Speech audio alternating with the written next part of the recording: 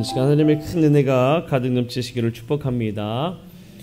여러분, 우리가 교회 예수 그리스도를 믿는 이유가 뭘까요? 예수 그리스도를 믿는 이유. 네? 맞아요. 구원받기 위해서 우리는 구원 때문에 예수 그리스도를 믿습니다. 그렇죠? 그런데 사실 이 가장 기본적이고 잊지 말아야 하고 늘 고백해야 되는 이 구원에 대한 것들이 사실 많이 잊어버리는 것이기도 한 것 같아요.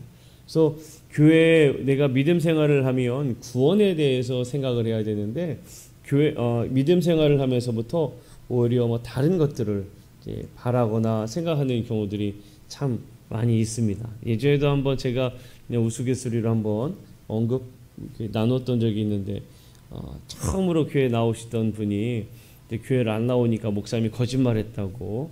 네, 여러분 기억나시나요? 네, 왜 거짓말했나 가만 들어보니까 목사님이 교회 나오면 집 사준다고 그러고 장로도 사준다고 그러고 그랬다고. 그래서 이게 무슨 얘기인가 가만 생각해 보니까 목사님이 교회를 나오면은 열심히 신앙생활했다 집사도 받고 또 장로 직분도 받고 이렇게 이야기를 하셨는데 이거를 집도 사준다고 그랬고 장롱도 사준다고 그랬고 그런데 하나 안 사준다고 그렇게 이제 이야기를 했던 좀 우스갯소리가 있어요.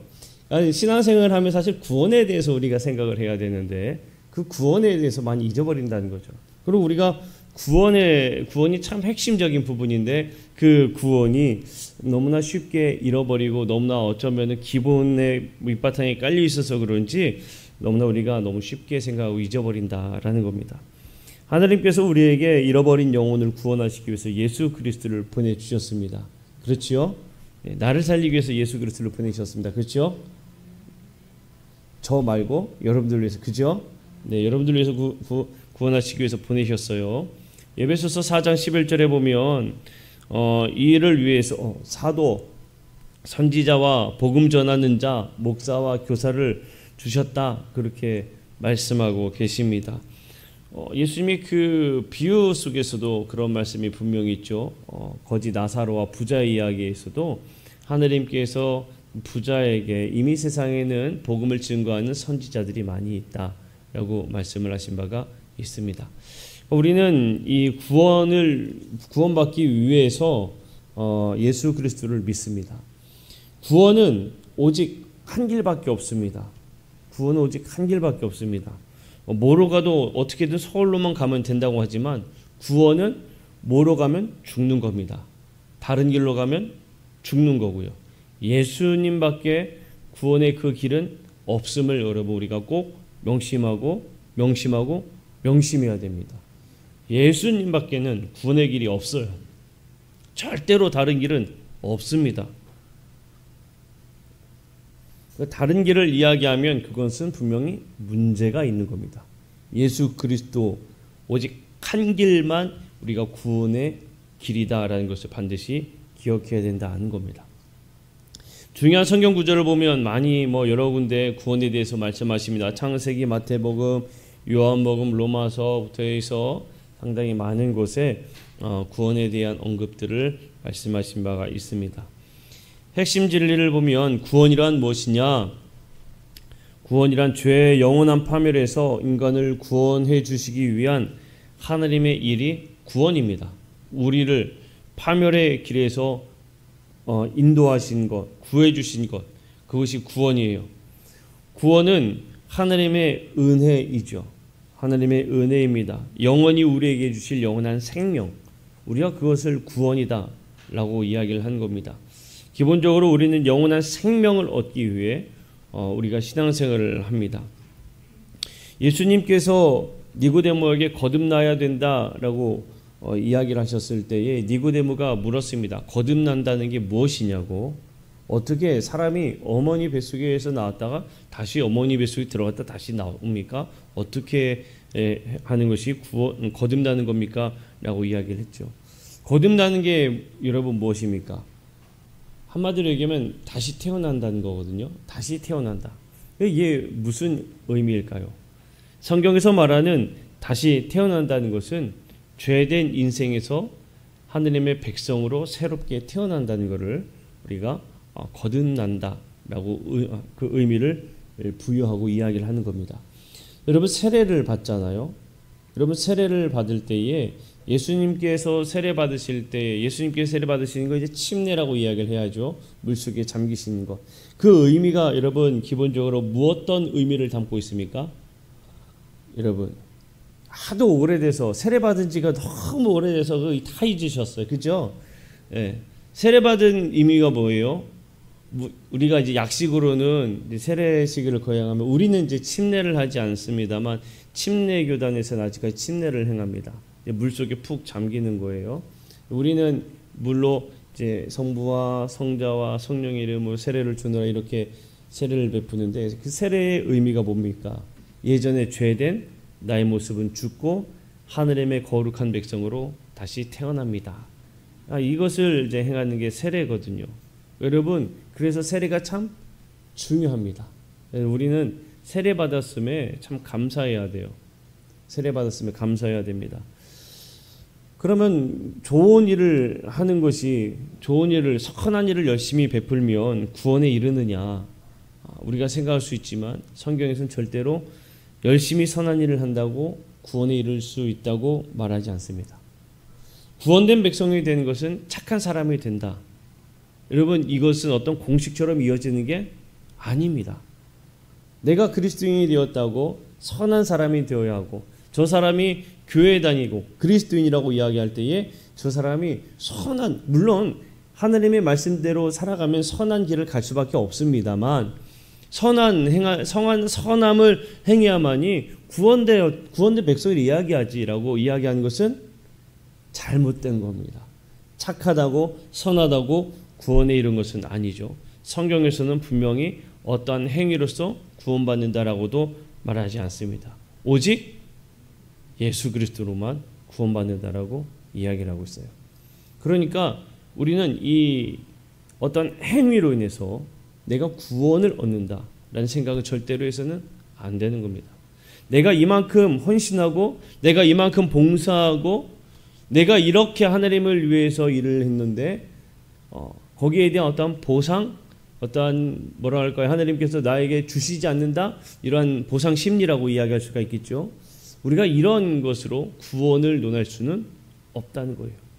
구원은 절대로 어떤 행위로 이루어지는 게 아니라 오직 예수 그리스도를 믿는 것을 통해서 그 믿음으로 통해서 구원을 얻는다라는 겁니다. 자, 그러면 구원에 대해서 이제 봅시다. 중요한 진리, 구원. 자, 구원 하나님의 영원한 목적입니다. 하나님의 영원한 목적. 자, 구원은 하나님의 마음속에서 계획된 것이다. 하나님의 마음속에서 계획된 것이다. 에베소서 1장 4절 말씀을 한번 볼까요? 자, 한번 읽어봅시다. 시작. 곧 창세전에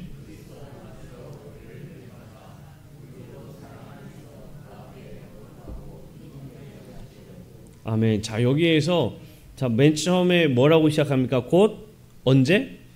창세전에 이렇게 이야기를 하고 있어요. 창세전에. 자, 또 봅시다. 베드로전서 1장 20절. 한번 읽어봅시다. 시작. 그는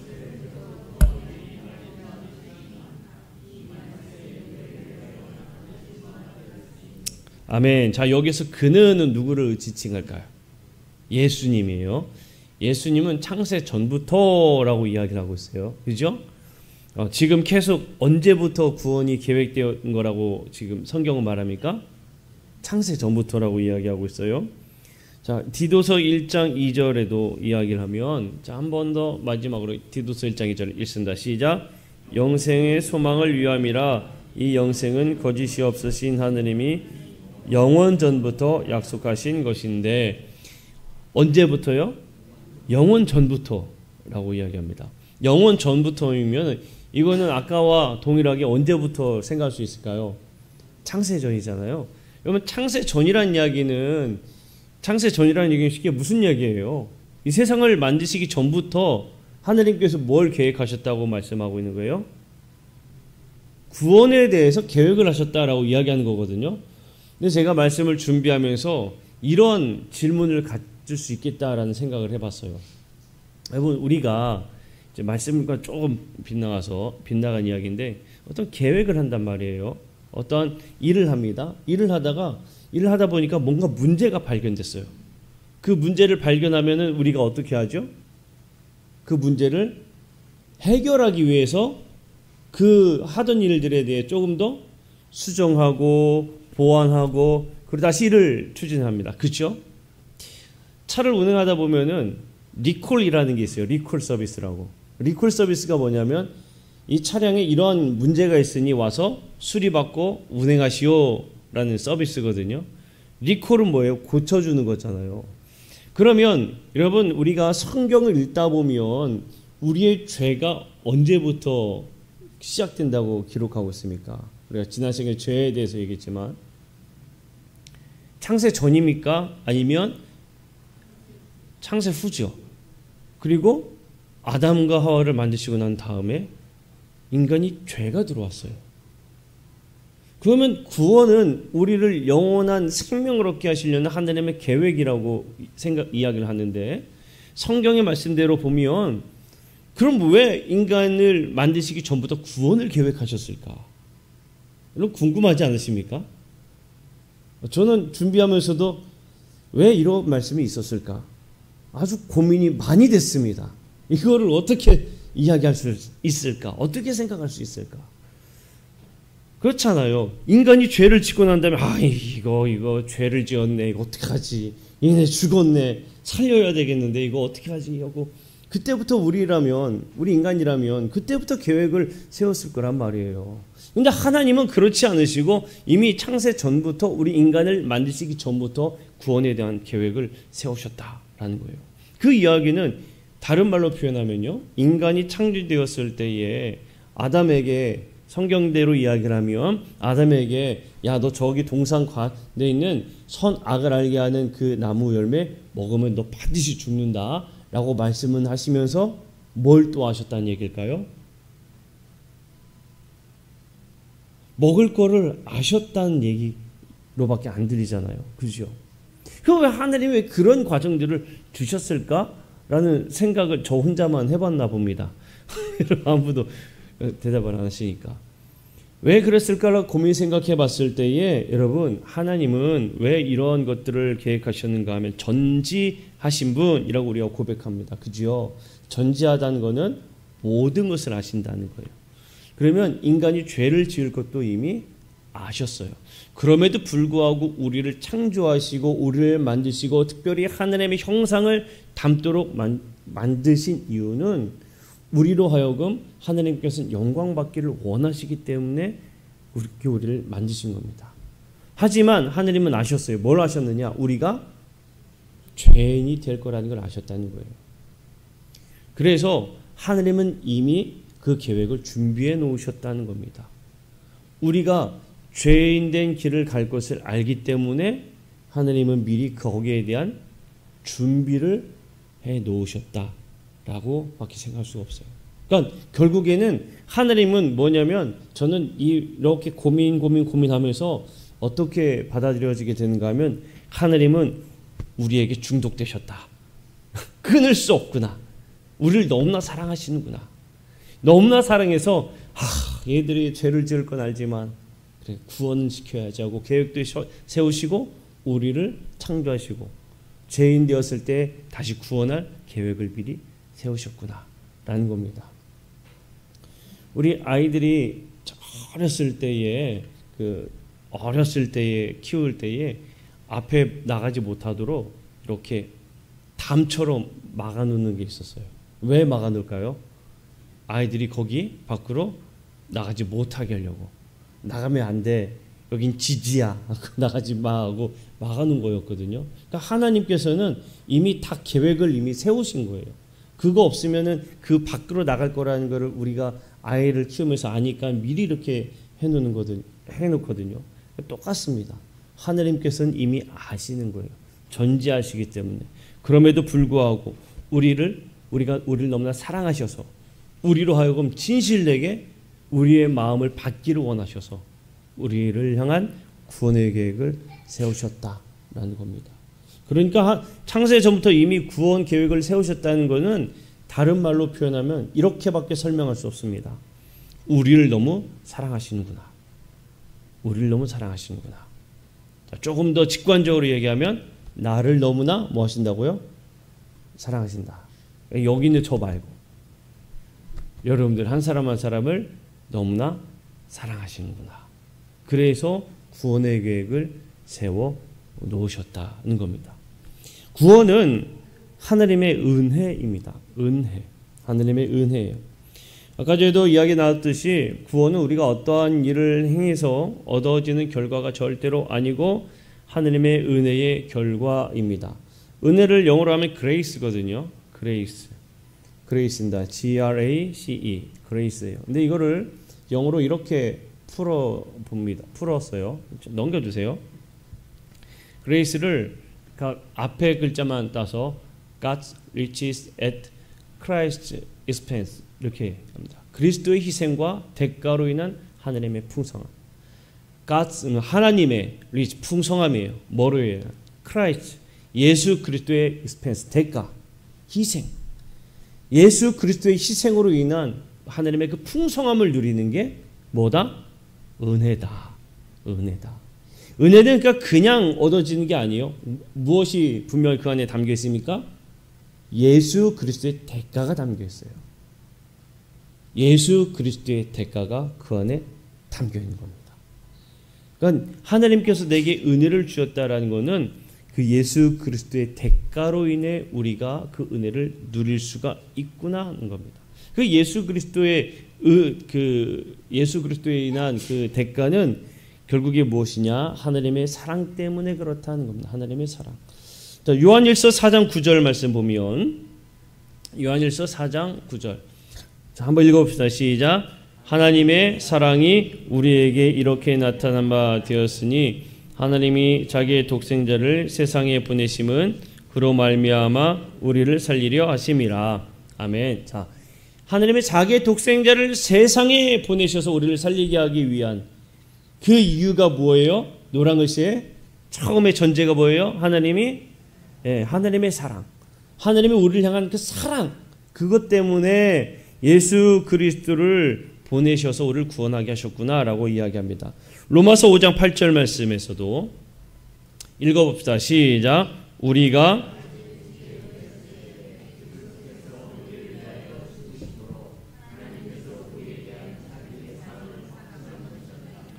아멘. 예수님의 죽으심이 무엇에 대한 그 확증이라고 이야기합니까? 하나님께서 우리에 대한 사랑. 그러니까 결국 한마디로 뭐예요? 구원은 하나님의 사랑에서 비롯된 겁니다. 하나님의 사랑에서. 누구를 향한 사랑이요? 우리. 내 자신, 자기 자신, 여러분 자신, 여러분들을 위한 하나님의 사랑 때문에 구원의 계획이 이루어졌다라고 이야기할 수 있는 겁니다. 자, 그러면 구원에 대해서 이야기할 때에 십자가 전과 십자가 후로 우리가 나누어서 한번 생각해 볼 수가 있습니다. 십자가 이전에는 죄에 대해서 어떻게 그 문제를 해결했습니까? 제사를 드렸거든요. 번제를 드렸어요. 그거를 어떤 제물로 드렸다면 속죄제라고 얘기해요. 속죄제. 속죄제를 통해서 우리의 죄사함을 받았다라고 하는데 죄사함이라기보다는 이 속죄라는 게 지금 빨간 글씨에 제가 무엇과 같다고 얘기하고 있어요? 가리운다라고 했어요. 속죄는 가리우는 거예요. 그러니까 제물을 드린 거, 피를 흘리는 그 짐승을 잡아서 나의 죄를 그 짐승이 잡은 것으로 대신 가리우는 거예요. 그러니까 그 이야기는 내 죄는 여전히 뭐예요? 사라진 거예요? 남아있는 거예요? 남아있는 거죠. 남아있는 겁니다. 그러니까 완전한 그 죄사함이 될 수가 없는 거예요.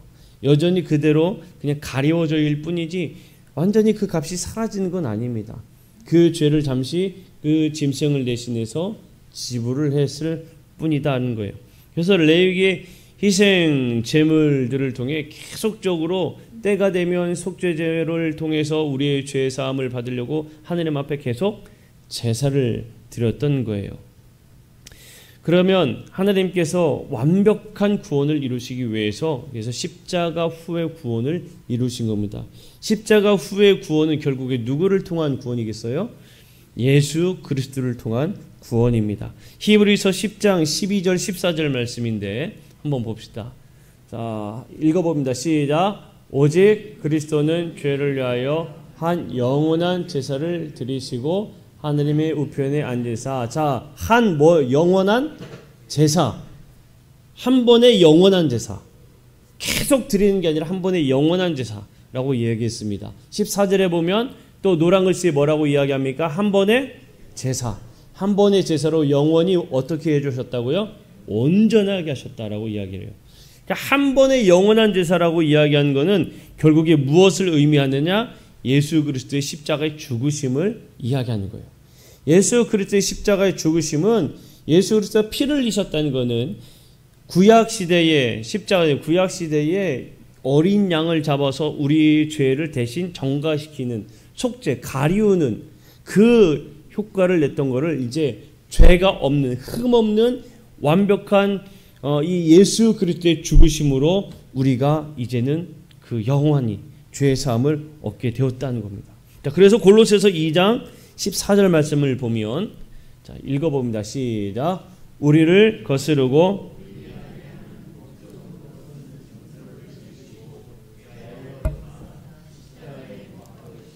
네. 저기 노란 것이 어떻게 하셨다고요? 지우시고 제하여 버리셨다. 지우고 제하여 버리셨다라고 이야기하고 있어요. 지우고 제하여 버리셨다는 것은 뭘 지웠다는 얘기입니까? 너 죄인이야 라는 그 땅땅땅 이거를 완전히 지워주셨다는 거예요. 완전히 사해 주시는 겁니다. 잠시 가리는 것과 사해 없어지는 것은 완전히 다르죠. 더 이상 너 죄인이라고 보지 않을게 라고 하느님께서 그 예수 그리스도를 통해서 우리를 구원에 이르도록 해주시는 거예요. 그래서 예수 그리스도의 죽으심으로 말미암아 우리는 구원된 백성이 될 수 있었다는 겁니다. 그런데 분명히 구원에 이르는 데에 있어서는 그 값을 치러야만 했습니다. 그래서 구원을 이루기 위해서는 값을 치루어야 했다는 거예요. 그 값을 치르기 위한 부분의 첫 번째가 무엇이냐? 하느님의 아들 예수 그리스도께서 구원을 위해 죽으셔야 했다는 겁니다. 구원을 이루기 위해 예수 그리스도가 죽어야 되었다는 거예요. 죽는 것을 뿐만 아니라 죽으시고 장사되고 부활하심으로 인간에게 구원의 길을 마련해 주신 겁니다. 로마서 8장 11절 말씀에 보면 한번 함께 읽겠습니다. 시작. 예수를 죽은 자 가운데서 살리신 이의 영이 너희 안에 거하시면 그리스도 예수를 죽은 자 가운데서 살리신 이가 너희 안에 거하시는 그의 영으로 말미암아 너희 죽을 몸도 살리시리라. 아멘. 조금 끊어서 볼까요? 예수를 죽은 자 가운데서 살리신 이의 영이 누구의 영을 얘기하겠어요? 하느님의 영이죠. 우리가 다른 말로 표현하면 어떻게 설명할 수 있을까요? 성령이라고 얘기할 수 있을 거예요. 성령의 영이 너희 안에 거하시면 그리스도 예수를 죽은 자 가운데서 살리신 이가 누굽니까? 하나님께서 너희 안에 거하시는 그의 영으로 말미암아 성령으로 말미암아 너희 죽을 몸도 어떻게 한다? 살리신다라고 이야기하는 거예요. 자, 여기서 죽을 몸이라고 이야기하는 것은 우리가 죄로 인해 심판받아 영원히 죽을 그 몸을 의미하는 겁니다. 우리가 죄인으로서 죽어야 됐지만 하나님께서 예수 그리스도의 은혜로 말미암아서 예수 그리스도를 다시 살려셨던 것처럼 성령이 우리 안에 거하게 하시고 그리고 하나님께서 그 성령으로 말미암아 성령이 우리 안에 있는 것을 통하여서 우리가 다시 구원된 백성이 될 수 있도록 우리에게 은혜를 베푸신 것이다 라는 거예요. 그래서 하나님께서는 예수 그리스도를 그 죽음의 길로 보내셨다는 겁니다. 그리스도께서 죽으셨기에 우리가 그 값으로 우리는 구원을 얻게 된 것입니다. 요한복음 3장 16절에서도 분명히 말씀하고 있죠. 하나님이 세상을 이처럼 사랑하사 독생자를 주셨으니.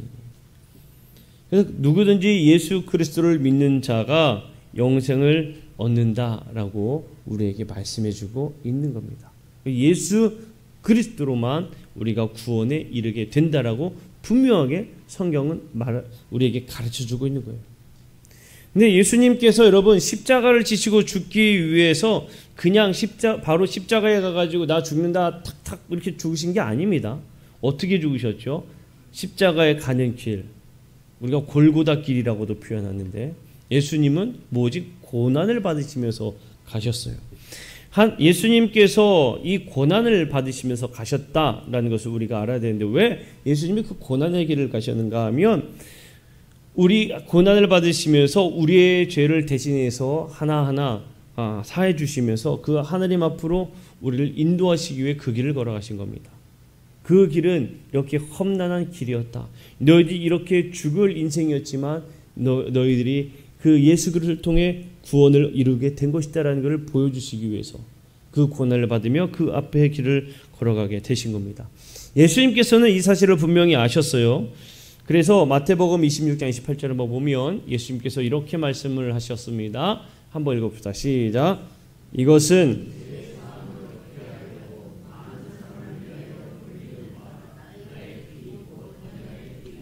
아멘. 여러분 많이 들어봤죠. 우리가 한 달에 한 번은 꼭 듣는 겁니다. 성찬 예식할 때 예수님께서 마지막 그 만찬을 하실 때에 분명하게 말씀하시는 거예요. 나의 피라고 이야기하는 건 피는 곧 생명과 같습니다. 그리고 생명과 같이 피를 흘린다는 것은 무엇이 수반된다는 이야기예요? 고난이 수반된다는 것을 분명히 말해주고 있는 겁니다. 하나님께서는 그 죄를 지기 위해서 고난도 받으셨다라는 것을 분명히 말해주고 있는 거예요. 그래서 예수님께서 이 고난 받고 우리를 위해 죽으신 것, 그로 인해서 죄 형벌로부터 우리가 구원을 받게 된 것이다라는 겁니다. 죄 형벌이라 이야기하는 것은 우리 육신의 죽음 이후에 분명히 영원한 심판이 있는데 그 심판에서 우리를 구원해 주신 것을 말해 줍니다. 여러분 신앙생활에 있어서 정말 중요한 것 중에 하나는 우리가 예수 그리스도를 통해서 마지막에 우리가 죽음 이후에 하느님 앞에 반드시 심판을 받는다는 꼭 기억해야 됩니다. 그리고 심판받을 때 예수 그리스도로 말미암아 우리가 구원을 받는 거예요. 예수님 때문에 우리가 구원을 받을 수가 있는 겁니다. 그러니까 지금 죽음 이후에 우리가 육신의 때 죽음 이후만을 이야기하는 게 아니에요. 죽음 이후에 분명한 심판이 있습니다. 그 심판으로부터 우리를 구원해 주시기 위해서 예수님은 죽으신 것이다 라는 겁니다. 그리고 예수님의 그 우리의 죄를 용서하시는 그 용서는 우리의 모든 것들을 다 용서해 주시는 겁니다. 에베소서 4장 32절에 보면 이렇게 이야기를 해요. 자, 서로 친절하게 하며 불쌍히 여기며 서로 용서하기를. 자, 서로 용서하기를 그 다음에 읽어봅니다. 시작. 하나님이 그리스도 안에서 너희를 용서하심과 같이 하라. 하나님께서 우리를 용서하신 것 같이 너희도 서로 용서해라. 이 이야기는 너희 모든 것들을 하나님께서 지우셨다라고 이야기하고 있는 거예요. 그러니까 하나님께서 너희 모든 것들 과거도 다 지우셨으니 너희들도 그 과거에 매여서 서로 다투지 말고 용서해라. 그 말씀을 하시는 겁니다. 이해 가셨죠? 우리의 과거까지 다 지우셨으니 예전에 그 트집 하나 가지고 싸우지 마라 이야기하는 거예요. 우리 아이들이 여기 있어서 좀 말하긴 뭐하는데 아이들도 싸우다 보면은 네가 먼저 그랬잖아 하면서 싸워요. 그럼 아빠 째려 이렇게 쉬면서 그래서 다투다 보면은 뭐에 다툽니까?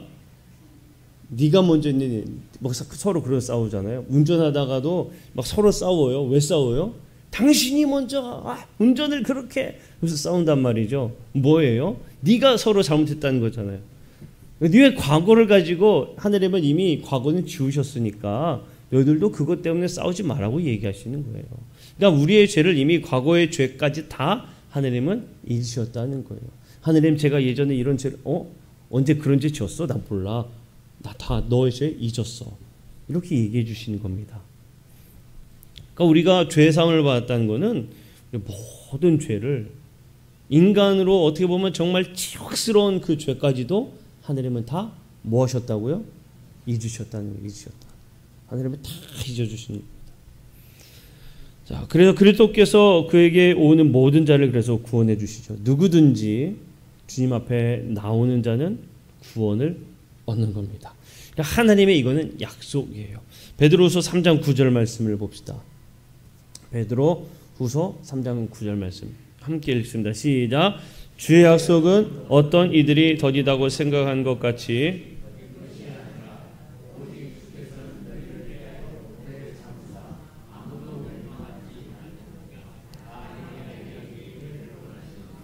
아멘. 오래 참으사 어떻다고요? 아무도 멸망하지 아니하고. 하느님은 모두가 다 구원받았으면 좋겠어요. 그런데 그 노란 글씨 뒤에 뭐라고 이야기합니까? 다 회개하기에 뭐하기를 이르기를. 회개하기에 이르기를 원한다. 여러분 이게 무슨 얘기일까요? 다 회개하기에 이르기를 원한다는 게 무슨 얘기일까요? 다 회개하지 않기 때문에 이 말씀이 있는 겁니다. 회개하지 못하는 이들이 있기 때문에 이런 이야기가 있는 거예요. 결국에 회개라고 하는 것은 하나님께서 구원을 분명히 선물로 주셨지만 회개를 통해 죄의 사함을 받는 것은 누구의 영역이다라는 걸까요? 개인의 영역입니다, 여러분. 개인의 영역이에요. 누가 대신해서 기도하고 누가 대신해서 하느님 앞에 간구한다고 해서 회개가 이루어지는 것은 아니에요. 분명히 아셔야 됩니다. 회개의 영역은 개인의 영역이에요. 그러니까 여러분 정말 그 누구든지 다 구원받으면 좋겠다는 건 하느님의 원하시는 바이지만 그렇지 못하시는 안타까움 때문에 기다리는 거예요. 오랫동안 기다려주신다라고 말씀해주고 있는 겁니다. 여러분 열심히 부지런히 모두가 회개할 수 있도록 우리가 전도해야 되는 겁니다. 복음을 전해야 되는 것입니다. 아멘이십니까? 아멘이십니까? 네, 열심히 부지런히 전도해서 정말 하나님이 기뻐하는 그러한 삶을 살려고 우리가 노력해야 되는 거예요. 그리고 우리가 구원받는 것은 우리가 죄로부터 인해서 자유할 수 있는 것은 죄의 권세로부터 구원받을 수 있었던 이유는 영원히 살아계셔서 우리를 중재해 주시기 때문에 그렇다는 겁니다. 그러니까 하나님 예수님께서 지금도 살아계셔서 죄로부터 우리가 빠지지 아니하도록 우리를 도와주신다라는 거예요. 이 진리는 앞으로도 계속적으로 그렇게 이야기를 하고 있는 것입니다. 우리에게는 두 가지 천성이 있습니다. 어떤 천성이냐? 여전히 죄인된 모습이 있고요. 구원된 백성으로서 하느님의 자녀된 모습이 있습니다. 그래서 우리가 믿음의 생활, 믿음의 길을 가면서도 늘 여전히 죄를 짓는 모습은 여전해요. 그러면서 한편으로는 어떤 마음이 계속 일어나가고 있습니까? 내가 정말 하느님이 사랑하는 모습으로 살아야 되는데라는 마음을 계속 갖지요. 사도 바울도 분명히 그런 고백을 했습니다. 내 속사람으로는 하느님의 법을 따르기를 원하는데 내 육신의 다른 법, 죄의 법이 나를 다스린다. 이렇게 사도 바울도 이야기를 했어요. 우리 안에 계속 끊임없이 이러한 투쟁이 이루어진다는 것을 알고 있어야 됩니다. 그래서 여러분 깨어서 기도해야 돼요. 로마서 8장 26절 27절 봅시다. 로마서 8장 26절 27절 함께 읽습니다. 시작. 이와 같이 성령도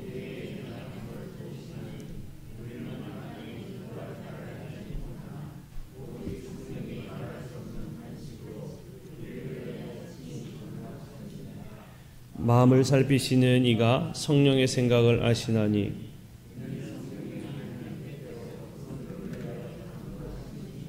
아멘. 자, 성령도 우리 연약함을 도우신다라고. 도우신다. 여러분 돕는다와 주장한다 무슨 차이예요? 주장은 이끌고 가는 거지만 돕는 건 뭐예요? 옆에서 서포트하는 거잖아요. 그죠? 그러면 그 주체자가 있어야 되겠죠? 주체자가 있는 겁니다. 그죠? 주체자는 누굴까요? 주체자는 누굴까요? 네? 주체자 나예요, 여러분. 나. 내가 기도할 때 누가 돕는다고요? 성령이 돕는 거예요. 내가 기도할 때 성령이 도와주시는 거예요, 여러분. 그러니까 성령이 도와주신다라는 이야기는 내가 가만히 있는다고 하느님이 이끄시는 게 아니라는 거예요. 내가 하나님 도와주세요. 있는다고 이해된다, 안 된다? 안 되는 거예요. 성령도 우리의 연약함을 아셔서 돕는다라는 얘기는 연약한 우리가 하느님 앞에 먼저 기도해야 되는 겁니다. 내가 먼저 하느님 앞에 나가야 되는 거고요. 내가 먼저 하느님 앞에 회개해야 되는 거고, 내가 먼저 하느님의 말씀을 들으려고 해야 되는 거고, 내가 먼저 하느님 앞에 찬양해야 되는 거고, 내가 해야 돼. 내가 나의 연약함을 그래서 하느님 성령께서 도와주시는 거예요. 옆에서 할 수 있도록. 그러니까 가만히 있으면 된다, 안 된다? 안 된다. 안 된다. 부지런히 기도하고 말씀 보고 찬양해야 되는 이유가 여기에 있습니다. 성령님의 도우심을 받고자 원하십니까? 열심히 기도하십시오. 열심히 기도하고 찬양해야 됩니다. 자, 마지막으로 선물은 어떻게 주어진 것이냐? 하느님께서 선물이래. 구원은 어떻게 주어주신 거냐? 선물로 주신 것이다. 선물로 주신 것이다. 사람이 어떻게 구원을 받을 수 있느냐? 이거 하나님의 선물입니다. 전적인 하나님의 선물. 선물은요, 그냥 주시는 거예요. 내가 어떠한 대가가 있어서 주시는 게 아니고 하나님께서 정말 우리를 사랑하시기 때문에 너 구원 받아야 돼 하면서 우리에게 그냥 주신 거예요. 우리의 행위에서 난 것도 아닙니다. 우리가 뭔가 행위에서 난 것이라고 하면 하느님의 선물이라고 이야기할 수가 없죠. 행위에서 난 것이라고 하면은 자랑 삼을겠죠. 그래서 에베소서 2장에 보면 행위에서 난 게 아닙니다. 왜요? 우리가 자랑할 수 있으니까. 그래서 우리에게 하느님께서 선물로 주신 거예요. 너희들의 권한이 아니다는 거예요. 너희들의 권한이 아니다. 그러니까 여러분, 이거는요, 우리가 어떻게 생각해야 되냐면, 야, 진짜 열심히 기도하는구나. 하느님께 저 사람 분명히 구원하셨어. 이 생각을 가지면 된다, 안 된다? 안 된다. 그 생각을 갖는 거는 무슨 생각이에요? 행위로 뭔가를 하느님께 구원해 주시겠구나 라는 생각을 갖는 거예요. 야, 저 사람 찬양하는데 막 손바닥 봐. 막 빨간 거 봐. 야, 저 사람 안 아픈가 봐. 저 사람 분명 구원 받았겠어. 이런 생각도 맞다, 틀리다? 틀리다. 물론 그렇다고 해서 가만히 있어야 된다는 건 아닙니다. 어떠한 행위로 우리에게 구원을 이루신 게 절대로 아니라는 겁니다. 이것은 오로지 하느님의 선물이에요. 그래서 구원은 누구에게 달려있는 거냐? 하느님께 달려있는 겁니다. 아멘이십니까? 구원은 전적으로 하느님께 달려있습니다. 우리가 누군가를 정죄하거나 판단할 권한이 있다 없다? 없는 겁니다. 저 사람 구원 못 받은 것 같아. 어떻게 예수 믿는 사람이 저래? 그걸로 판단할 수 있다? 없다? 없다. 절대로 판단 못합니다. 예전에 저도 많이 그랬어요. 많이 그랬습니다. 제가 고등학교 때 어떻게 저런 애가 교회를 다니지? 라고 생각했던 지 얼마 만지 모릅니다. 절대로 그렇게 판단해서는 안 되는 겁니다. 하나님의 구원은 선물입니다. 모든 죄를 자백하면 우리는 언제든지 용서함 받을 수가 있는 겁니다. 왜냐하면 하나님은 선물로 주시기 때문에. 자, 말씀을 정리합니다. 자, 사랑하는 성도 여러분, 구원은 다름이 아닙니다. 하나님의 선물입니다. 그리고 하나님의 은혜입니다. 그러니까 은혜에 뭐가 들어갔다고 했죠?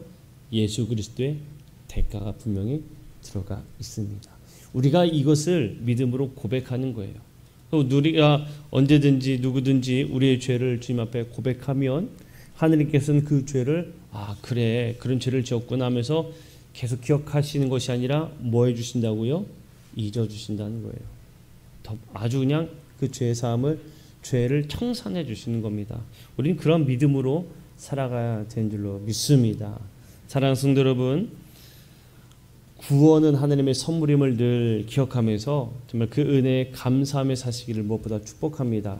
정말 하나님께서 정말 나를 구원하셨던 것, 예수 그리스도를 죽기까지 나를 사랑하신 그 이유구나. 나를 너무나 사랑하시는구나. 나를 절대로 놓지 않으시는구나. 그 사실을 늘 마음에 품으면서 하느님 앞에 감사함으로, 그 구원에 또 감사함으로, 또 주 앞에 정말 열심히 죄를 회개하는 그 기도하며 살아가는 우리 모든 성도들이 되시기를 주님의 이름으로 간절히 축복합니다. 우리가 함께 찬양하고 기도하고 마치겠습니다. 우리 주만 바라볼지라. 우리 함께 찬양할 때에 하나님, 나를 구원하신 주님만 보기를 원합니다. 내가 믿음으로 그 주 앞에 서게 하시고 모든 죄를 주 앞에 고백하면서 하나님의 참된 구원된 백성된 삶을 살게 하여 주옵소서. 함께 찬양하고 기도하고 마치겠습니다.